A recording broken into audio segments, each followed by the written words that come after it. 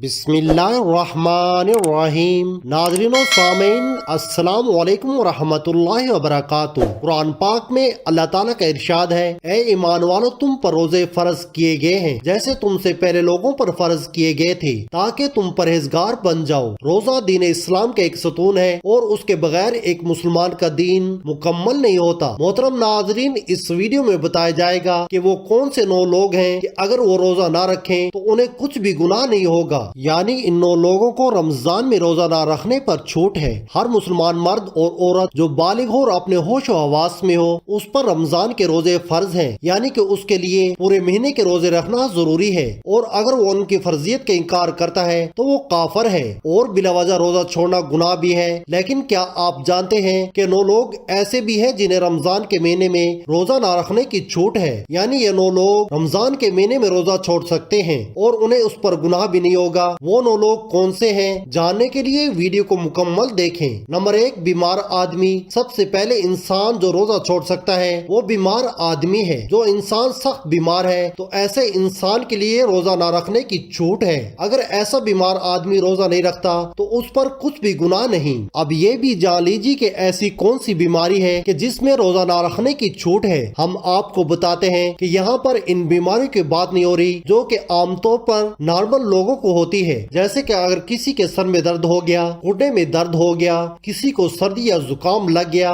और उस पर उसने रोजा छोड़ दिया, तो ऐसा करना बिल्कुल भी जायज नहीं है। ऐसे लोगों को रोजा रखना जरूरी है। यहाँ पर बीमारियों से मुराद ऐसी बीमारी है जिसमें इंसान की जान जाने का खतरा होता है। अब ये भी जान लीजिए कि वो कौन सी बीमारी है कि जिसमें जान जाने का खतरा होता है। तो इस बात का ऐसे पता चलता है कि अगर कोई माहिर डॉक्टर आपको ये कह दे कि अगर आप भूखे प्यासे रहे यानी रोजा रखा तो रोजा रखने से आपकी जान जाने का खतरा हो सकता है, या फिर डॉक्टर आपसे ये कह दे कि अगर आपने रोजा रखा तो आपकी बीमारी ठीक नहीं होगी या आपकी बीमारी और बढ़ जाएगी, तो ऐसी सूरत में रमजान के महीने में रोजा छोड़ना जायज है। लेकिन छोटी मोटी बीमारियों में रोजा छोड़ना जायज नहीं है। अब यहाँ पर अगर किसी ने अपनी बीमारी की वजह से रोजे छोड़ दिए तो वो याद रखे कि उसे उन रोजों के बाद में रखना पड़ेगा। यानी जब उसकी बीमारी दूर हो जाएगी तो उसको अपने छोड़े हुए रोजों को कज़ा करना पड़ेगा। अब अगर किसी की बीमारी ऐसी है कि वो कभी ठीक ही नहीं हुई और उसका आखिरी वक्त करीब आ गया, तो ऐसे में वो अपने घर वालों को ये वसीयत करे कि मेरे इतने रोजे छूट गए हैं और वो उनका फिदिया अदा करें। और फिदिया ये है कि हर एक रोजे के बदले एक मस्कीन को दोनों टाइम पेट भर के खाना खिलाए। लिहाजा बीमार शख्स रोजा छोड़ सकता है। दूसरे नंबर पर हामला औरत है, यानी जिसके पेट में बच्चा हो। अगर ऐसी औरत हो रोजे रखने पर उसको और उसके बच्चे की जान को खतरा हो तो ऐसी औरत भी रमजान के महीने में रोजे छोड़ सकती है। इस पर कोई भी गुनाह नहीं होगा। ऐसी औरत के लिए भी रोजा ना रखना जायज है। लेकिन याद रहे कि ऐसी औरत भी अपने छोड़े हुए रोजे बाद में रखेगी, यानी कि जब इसकी सेहत ठीक हो जाए तो उसे भी अपने छोड़े हुए रोजों को कज़ा करना होगा। और अगर कोई हामला औरत है और उसका माहिर डॉक्टर उसे ये कह दे कि रोजा रखने से यानी रोजे में भूखा प्यासा रहने से उसकी या बच्चे की जान जाने का कोई खतरा नहीं है, तो ऐसी औरत के लिए रोजा रखना जरूरी होगा। नंबर 3, ज्यादा बुढ़ापा होना। यानी तीसरा शख्स वो है जो अपनी उम्र के आखिरी पड़ाव में पहुंच जाए। यानी कोई शख्स बहुत ज्यादा बूढ़ा हो गया, तो अगर कोई ऐसा शख्स है जो अपने बुढ़ापे की वजह से अपनी जगह से उठ भी नहीं सकता, बैठ भी नहीं सकता और वो अपने बुढ़ापे की वजह से इतना कमजोर हो गया है कि उसमें रोजा रखने की बिल्कुल भी ताकत नहीं है, तो ऐसा शख्स भी अगर रमजान के महीने में रोजे नहीं रखेगा तो उस पर भी कोई गुनाह नहीं होगा। तो ऐसे शख्स के लिए भी रोजा छोड़ना जायज है। लेकिन याद रहे कि ऐसे शख्स के लिए भी फिदिया अदा करना जरूरी है। और फिर अगर ऐसे शख्स में बाद में इतनी ताकत आ जाए, वो अपने आप को तंदुरुस्त महसूस करे, तो उसको चाहिए कि वो अपने छोड़े हुए रोजे बाद में रख ले और उनकी कज़ा करे। लेकिन अगर कोई शख्स अपने बुढ़ापे की वजह से इतना कमजोर हो गया है कि उसे अपने ठीक और सेहतमंद होने की कोई उम्मीद ही नहीं है, तो उसके लिए रोजे मुआफ है। लेकिन उसे भी अपने हर रोजे के बदले में फिदिया देना पड़ेगा। और फिदिया यही है कि अपने हर रोजे के बदले एक मस्कीन को पेट भर को 2 वक्त का खाना खिलाना होगा। नंबर 4, दूध पिलाने वाली औरत। यहाँ ये बात भी वाजे कर दें कि पहले जमानों में ऐसी औरतें हुआ करती थी जो लोगों के बच्चों को दूध पिलाने का काम किया करती थी। वो लोगों के बच्चों को अपने साथ ले जाया करती थी और 2 या 2.5 साल के लिए उस बच्चे को दूध पिलाया करती थी और उन्हें दाया कहा जाता था। ऐसी औरतों के लिए भी रमजान में रोजे ना रखने पर छूट है। जो बच्चे को दूध पिलाती हैं لیکن چونکہ اب ایسا زمانہ نہیں رہا، لہٰذا ایسی مائیں جو اپنے بچوں کو دودھ پلاتی ہیں اور اگر ان کے ڈاکٹر انہیں یہ کہہ دے کہ ان کے روزے رکھنے کی وجہ سے ان کے بچے کو خطرہ ہے، تو ایسی ماؤں کو بھی روزہ چھوڑنے پر کچھ گناہ نہیں ہے، لیکن یاد رہے کہ ایسی عورت کو بھی بعد میں اپنے اور روزوں کی قضا ضرور کرنی ہوگی۔ نمبر 5، پاگل یا دیوانہ شخص، یعنی پانچواں شخص وہ ہے جس کا ذہنی توازن خراب ہو چکا ہو اور وہ پاگل یا دیوانہ ہو چکا ہو اور جو اپنے آپے سے باہر ہو چکا ہو اور جو بہکی بہکی باتیں کرتا ہو اور جو اچانک بے ہوش ہو جاتا ہو، تو ایسے لوگوں کو بھی روزہ چھوڑنا جائز ہے، یعنی کہ اگر ایسا شخص بھی روزہ نہ رکھے تو اس پر بھی کوئی گناہ نہیں ہوگا، لیکن ایسے شخص کو بھی چاہیے کہ بعد میں جب وہ ٹھیک ہو جائے تو آپ نے چھوڑے ہوئے روزوں کو قضا کر لے۔ نمبر 6، حیض و نفاس والی عورتیں، یعنی ایسی عورتیں جن کے ماہانہ پیریڈ چل رہے ہوں وہ حیض والی عورتیں ہیں، اور ایسی عورتیں جنہوں نے بچے کو جنم دیا ہو اور ابھی تک ان کا خون نکلنا بند نہ ہوا ہو، تو ایسی عورتوں کو نفاس والی عورتیں کہتے ہیں۔ یہاں پر ایسی عورتوں کا بھی روزہ رکھنا جائز نہیں ہے۔ یہاں یہ بات بھی یاد رکھیں کہ پہلے بیان کیے گئے 5 قسم کے لوگ اگر روزہ رکھ لیتے ہیں تو ان کا روزہ قبول ہو جائے گا، لیکن حیض اور نفاس والی خواتین اپنی اس حالت میں روزہ نہیں رکھ سکتی، اور اگر وہ رکھیں گی تو ان کا روزہ قبول نہیں ہوگا اور ان پر سخت گناہ ہوگا۔ ایسی عورت جب بعد میں پاک صاف ہو جائے تو اس کے لیے ضروری ہے کہ اپنے چھوڑے ہوئے روزوں کی گنتی پوری کر لے۔ نمبر 7، سفر پر ہونا، یعنی مسافر ہونا، تو ایسا انسان جو حالت سفر میں ہے تو اس کے لیے بھی روزہ نہ رکھنے کی چھوٹ ہے، اور روزہ نہ رکھنے پر اس کے لیے کچھ بھی گناہ نہیں ہوگا، لیکن یہ بات بھی جان لیجئے کہ اس سلسلے میں سفر کیسا ہوگا۔ تو ہم آپ کو بتا دیں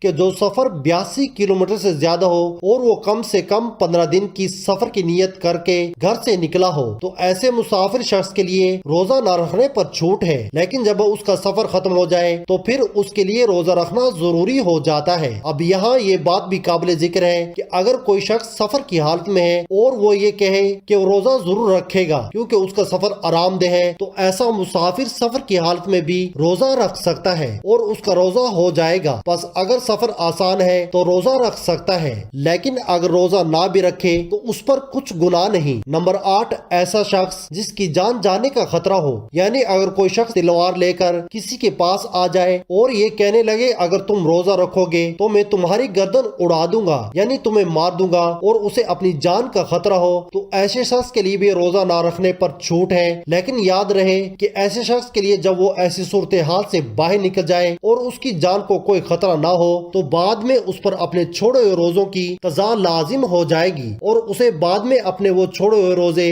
رکھنا پڑیں گے۔ نمبر 9، نابالغ بچہ، یعنی جیسا کہ ہم سب یہ بات جانتے ہیں کہ روزہ ہر بالغ انسان پر فرض ہے جو اپنے ہوش و حواس میں ہو، اس طرح روزہ نابالغ بچے پر فرض نہیں ہے۔ اگر کوئی نابالغ بچہ روزہ نہیں رکھتا تو اس پر کوئی گناہ نہیں ہوگا اور اسے روزہ نہ رکھنے پر چھوٹ ہے، لیکن اگر کوئی بچہ 10 سال کی عمر کو پہنچ جائے اور اس میں روزہ رکھنے کی طاقت آ جائے تو اس کو چاہیے کہ وہ روزہ رکھنا شروع کر دے، اور اگر ایسا بچہ روزہ نہ رکھے تو اس کے گھر والوں کو چاہیے کہ اس پر سختی کریں اور اسے روزہ ضرور رکھوائیں۔ ناظرین کرام، یہ وہ 9 طرح کے لوگ ہیں کہ جن کے لیے رمضان کے مہینے میں روزہ رکھنا ضروری نہیں اور وہ بعد میں اپنے روزوں کی قضا کر سکتے ہیں، جبکہ ان کے علاوہ باقی تمام لوگوں پر رمضان کے روزے رکھنا فرض ہے۔ اللہ سبحانہ و تعالیٰ سے دعا ہے کہ تمام مسلمانوں کو اپنے ماہ مبارکہ کے روزے خشوع خضوع سے رکھنے کی طاقت اور توفیق عطا فرمائے، آمین یا رب العالمین۔ محترم ناظرین، درخواست ہے کہ اگر میری آج کی معلوماتی ویڈیو آپ کو پسند آ جائے تو براہ کرم اس ویڈیو کو لائک اور شیئر کر دیجئے اور میرے اسلامی و اصلاحی چینل کو سبسکرائب کر لیجئے۔ جزاک اللہ خیرا